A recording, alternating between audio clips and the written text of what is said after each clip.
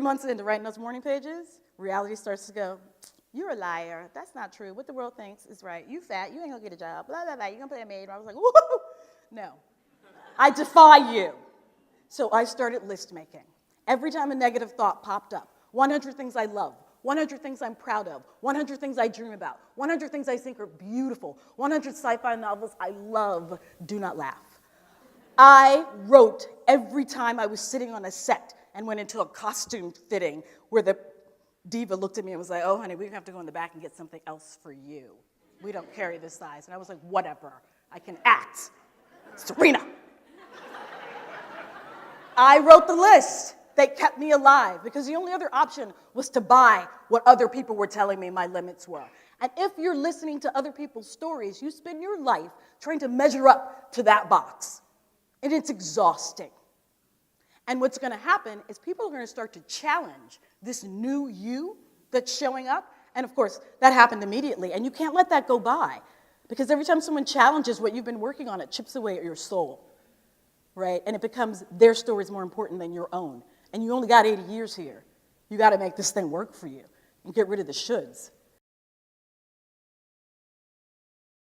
So the next step that I learned was that when people challenged the new person I was becoming was to ask questions. Now, the first set of questions are when people were telling me who I should or should not be, right? I do speeches and stuff all over the country, and I talk about my work and blah, blah, blah. And people are always saying, oh, you're too smart. You're actually from the ghetto. People from the ghetto won't understand what you're talking about. It's like, I'm from the ghetto. Are you saying there are no intellectuals in the ghetto? Okay. Or people telling me, well, you know, racism is this and racism is that. I was like, you know what?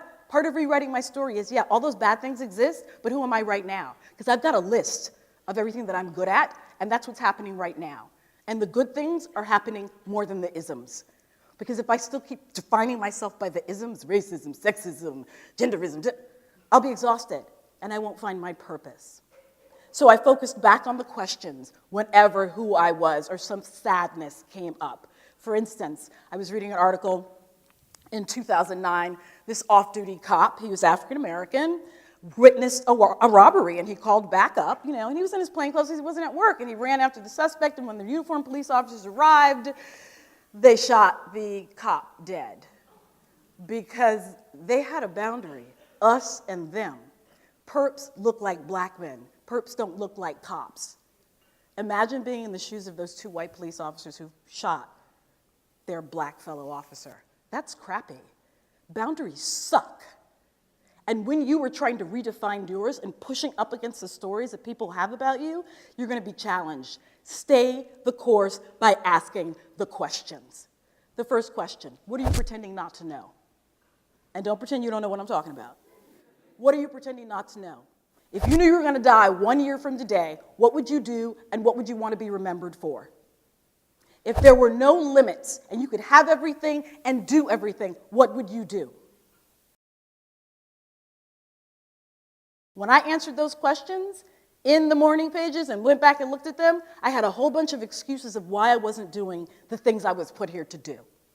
I realized I love epic stories. I love stories about people being swirled around in huge political events like the riots, which is my first play is about, or people in movements being forced to become political and having to take a stand because something is wrong. I love stories of sci-fi because in sci-fi, we actually allow human beings to be good people and show up for each other. I love La Mágica Diaria, which I write about in my new play. I love magic and everyday life. I think it's amazing and it needs to be celebrated. And I knew that from writing these lists and all of this stuff, that that's what I was supposed to be doing. I didn't know how I was going to get there yet. But what I had deduced is that I want to write a play and a screenplay about every decade in Miami's history, and then I want to get it produced. I have no idea how this is happening because I have 17 jobs. I'm an actor, writer, producer, teacher. I'm a lot of stuff. That's not important. What's important is that I spent 5 years writing in those pages what I'm supposed to be doing here. So as long as I put one step in front of the other and do a little bit of that each day, I'm good. I was in the South Florida Black Archives doing research for my new play, Good Bread Alley, about my great-grandmother in 1926 Overtown. And I was describing to the archivist my great-grandmother's house. You know, it was green and white, clapboard house on stilts, and the corner store here. And I was like, oh, we paid the bill here at the pharmacy. And the archivist was like, you too enthusiastic, quiet. He put on his gloves, he went into the other room, and an hour later, he came back with a picture of my great-grandmother's house in 1911. And then he pulled out this magazine article, and it was a picture of my great-grandmother walking down 2nd Avenue in the 50s, wearing the white straw hat that is now sitting on my altar in my apartment in New York City. You could have knocked me down with a feather. I started crying, and the archivist was like, child, calm, calm. The next day was my last day in the archives. The entire staff came in, all the archivists, the secretaries, the cleaning lady who kept bringing me Cuban coffee and pasteles, and I was like, I love her so much. And they said to me, all right, Miss Thing, now, you are our archivist. You tell our story. We helped build this city. You tell them we was here and what we did. Now go on. And for the first time in my life, I knew exactly why I was here. And I knew that that was my destiny. That night I went home, and I wrote Good Bread Alley in one night, because it had been burbling in the morning pages for years. I took out those black and white composition books and I looked for stories. And I lit my great-grandmother's candle and I listened to my Afro-Cuban grandfather's stories and music and played Celia Cruz and listened to Shango, and I wrote the play. Because they were there going, hello, come on, girl. This is your job. And I knew that in the moment that I was doing it, it felt good because I was doing what I love.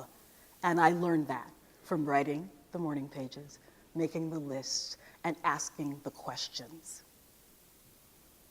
Because 500 years from now, when they open the time capsule and they ask, who were those brown Americans at the end of the 20th century? They can't open it and find bling bling, black women with Botox, bleached skin, and blonde weaves. That cannot be the final story on a people who taught America the meaning of civil rights.